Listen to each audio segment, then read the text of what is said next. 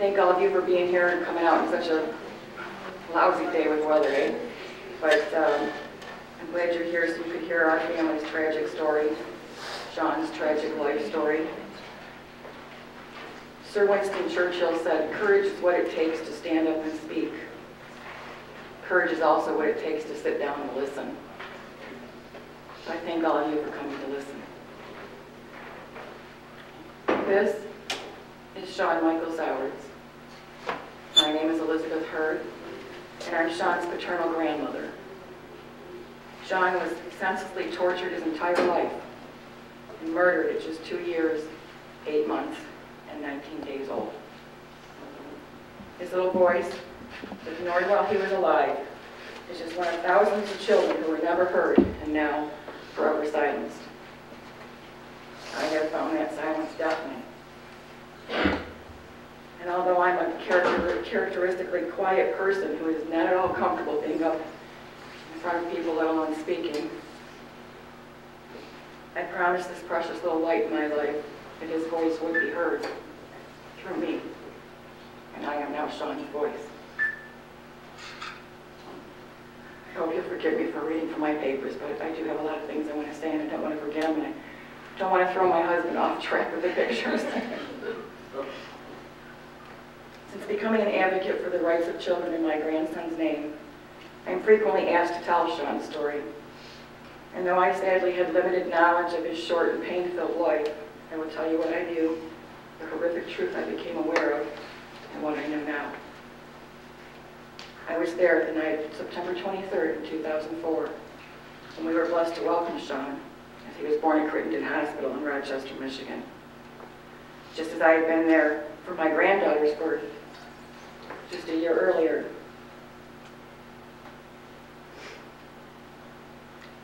In 2003. Both of the children's births were an absolute blessing, as all children are. You can keep up with me, honey? Am I behind? Yep. And my heart overflowed with joy of their arrival. However, my joy of becoming a grandmother and my dreams of being in the lives of these two beautiful little souls were dashed just months after Sean's birth, as it became apparent that not everyone in Sean's family regarded him as the truly miraculous blessing he was. In June of 2007, our grief-stricken family, let me just pause for a second because I don't think you're up with me, honey. Well, you need one more? Right there. Okay. In June of 2007, our grief-stricken family said goodbye and laid to rest this beautiful little soul we love so dearly. Despite our warnings and concerns for his safety to the agencies in place to protect children, Crystal Conklin, Sean's mother, or as I refer to her, Sean's monster, successfully carried out her self-proclaimed hatred toward boys and tortured and murdered my innocent grandson. All voices speaking on his behalf, reporting suspicions and witnessed abuse were ignored. In January of 2005, I called police to check on my grandchildren when it came to my attention that my 4-month-old grandson was being spanked by his mother for crying. The children were found to be fine, the police told me, but still very concerned for their safety, I called Child Protective Services in the city where they lived. I was told by the very pert woman on the phone that parents have a right to discipline their children and that it was none of my business. Yes, even a 4-month-old infant. She also told me that unless my grandchild was either severely injured or dead, they would not step in. I was accused of trying to take the children away from their parents and was told, "You're not going to get them, you know." I was scared to death for the children, and I felt I had no choice to make these calls, but to make these calls. And once I was ignored, I had nowhere else to turn. Angry with me for making these calls, my son forbade us to have contact with him or the children. The flat where they lived at the time in Mount Clemens was a temporary arrangement, and so my husband and I spent the next year and a half not knowing how the children were or even where they were. They moved from motel to motel, depended on the generosity of strangers or her family, wearing out their welcome and being evicted from all continuously. This time of not knowing was sheer agony. I prayed a lot of prayers. I cried a lot of tears during this time. Until finally, in the summer of 2006, and through a string of events that can only be defined as divine intervention, my son contacted me. And I got to see the children again just before Sean's second birthday. He had scratches on his face that were said to be from my granddaughter, a year older, and a recurring eye infection that I was told was being treated by a pediatrician. I was concerned, but in a very difficult spot, since I did not want to say or do anything that would prevent me from seeing the children, thus not allowing me to keep an eye out to make sure they were okay. It wasn't until after Sean's murder, and through our first person-to-person encounter with the Department of Human Services at what they call a team meeting, that we discovered our worries had been absolutely warranted. Then, and through hundreds of pages of police, detective, and doctor reports, as well as testimony throughout the trial, we found out just what hell our precious baby boy had endured his entire life, despite our initial attempt at intervention and warning. Sean's mother was a very sick woman, and the ward of the state herself at the time she was a toddler. The entire family, we were told, was well known to the Department of Human Services through years of state intervention due to violence and abuse. We learned that many calls had been made to CPS and DHS after mine, and over Sean's short life, from numerous unrelated people, including her own family members, who told of what they saw her do to our beautiful grandson. She had huge issues with men from abuse she suffered in childhood, and hated Sean because he was a boy. Over the time he missed in Sean's life, among the many complaints made to the Department of Human Services, we discovered reports made to them said, Ms. Conklin wakes Sean up from his naps and beats him, that she doesn't like Sean. She says mean things to Sean, speaking to him with absolute hatred, that she doesn't want him, and that the only reason she'd kept Sean was because the father, my son, wanted him. Crystal's very own sister reported that she'd always felt that Crystal didn't love Sean. Sean had always been restricted in his movement by a car seat, a high chair, or by being very tightly wrapped by blankets, in other words, tied up. She said there was always so much anger toward him, and that Crystal never allowed him to play and be a kid. These comments, and much more, came from this murderer's very own family, witnesses to the abuse and hatred toward our beloved Sean, but they too were ignored. The Department of Human Services had this critical information that we, even with our suspicions, did not know. They had this knowledge of Sean's mother and her entire family being in the system for years. This certainly should have been considered to be huge red flags for possible threats of abuse and neglect to be passed on to her children, especially once reports and complaints from so many people of suspected and even eyewitness accounts of abuse were brought to their attention. Still, no action was taken by this agency to protect Sean. It seems apparent to me that there are some serious flaws in the evaluation process of this department to determine what warrants intervention to protect a child. To date, no one from this agency has been held accountable for their inaction in the case of Sean's death or any other failure for which they are surely responsible. If you still question or want to give this agency the benefit of a doubt as to whether they played a role in the murder of my grandson, let me tell you just how severe his torture was. The night Sean entered the hospital, his poor little body was littered with bruises, head to toe, too numerous to count.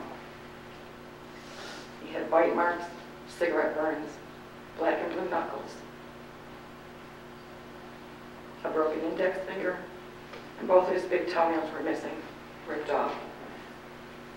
His eyes were chemically burned to the point of blindness, as the doctors believed and reported, most likely from the repetitive introduction of nail polish remover. He suffered massive and traumatic brain injuries and bleeding of the brain. We were also informed that while surgery was performed that night, 2 previous brain injuries were discovered. As the pediatric child abuse expert who testified at the trial described, Sean was abused ultimately in a singular event that caused his death, in a repetitive course throughout his existence. He suffered multiple abusive traumatic events over a period of, at the very least, several days, and possibly quite a bit longer. That includes his bruises and his injuries to his toenails. His feet, hands, and toenails give the appearance of a repetitive infliction of pain for purposes of discipline in a torture-type scenario. They were absolutely devastated. And horrified to learn all our beautiful grandson had endured.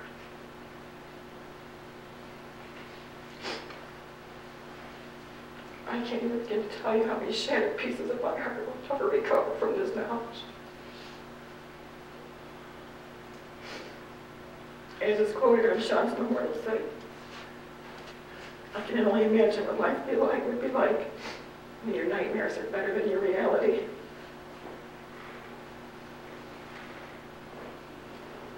The horror of that night and the sight of my beautiful grandson lying lifeless and beaten in a big hospital bed will be with me until the day I die.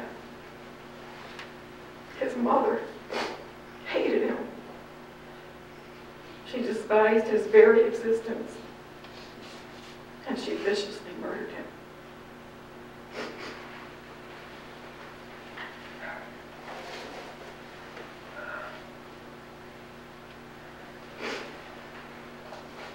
Sean's big sister, named Anna, and just 1 year older, was witness to the abuse he suffered, and even made to participate in the cruelty toward him. And on that fateful day, she witnessed her brother's murder. Feeling his pain, empathy rarely displayed by a 3.5-year-old, and completely lacking on the part of their mother, she cried out in his defense, yelling at their mother, "Don't do it, Mom, don't!" Her cries, too, were ignored. And Sean was viciously beat to death by the very woman who should have only wanted to love and protect him and his sister. Sean loved and trusted his mother, and she betrayed him every day of his life. Arrested and in custody, she was questioned for 7 hours and never once asked about the condition of her son. She showed absolutely no remorse or even any emotion at all until she was convicted. She cried then, but only for herself and for the fact that, as the prosecuting attorney referred to it, her dirty little secret was out. Sean's murderer was found guilty of first-degree murder and first-degree child abuse. She was sentenced to life without the possibility of parole, plus an additional and consecutive 9 to 15 years. Although we will never see him again, he will never have the life he was entitled to. This was justice served for Sean, and we are grateful. But my beautiful, emotionally and mentally abused granddaughter, Sean's sister, Anna, will live with those horrific memories and have to deal with the consequences of such, determining her ability or not to heal from the trauma she experienced for many years to come, maybe forever. She suffers from post-traumatic stress disorder and reactive attachment disorder.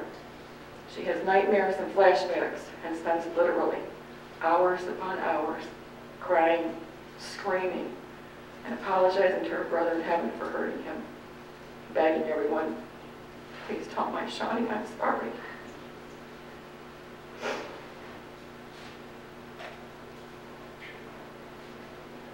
Eight months pregnant when she was arrested, my third grandchild, another beautiful granddaughter, was delivered to her jailed mother and immediately placed with her sister.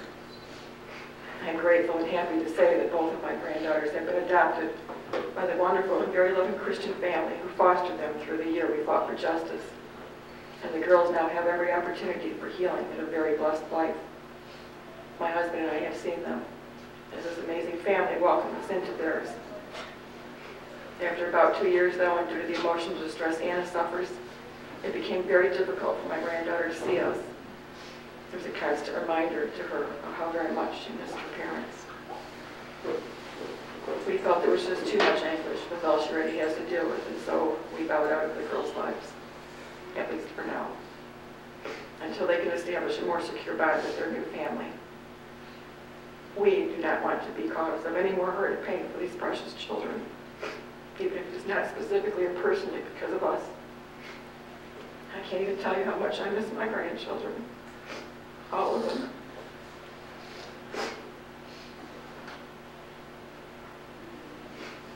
As lawmakers of our state, you hold great weight in deciding the policies and laws that govern all of us, including our precious children.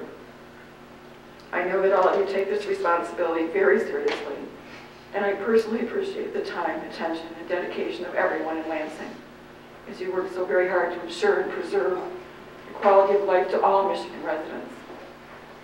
When it comes to our children, I find it heartrending that we must come together the way we are today, to hear about the real and true stories of harm and trauma suffered by children and their families. It should be quite unimaginable. Through my family's personal tragic experience, we have shockingly and regrettably found that the current policies governing the Department of Human Services and the Child Protective Service agencies are grossly inadequate to promote the well-being and safety of the most vulnerable members of our society.